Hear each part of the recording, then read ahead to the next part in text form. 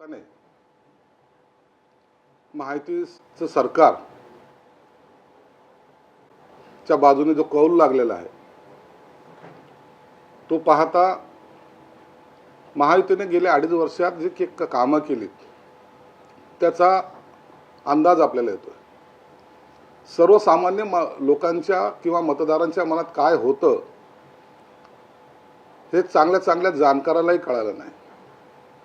आपला जरी सर्व पाहिला तर ओढून ताणून महायुतीचं सरकार येईल असं एकंदरीत तुमचा सर्वांचा कौल होता।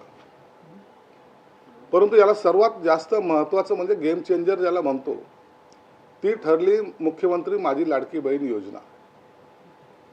अत्यंत जल्लोषात आणि जोशात लोकांनी आपल्याला महायुती निवडून द्यायचंच हे मनोमन पक्क ठरवलं होतं।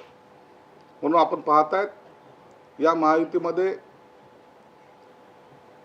गेल्या 2.5 वर्षाच्या कामाचा एक महायुतीमध्ये असलेली एकता आणि योजनेचा लाभ हा महायुतीला झालेला आहे आणि त्यामुळे आज प्रचंड बहुमतात हे सरकार आता स्थापन होण्याकडे मार्गक्रमण करत आहे।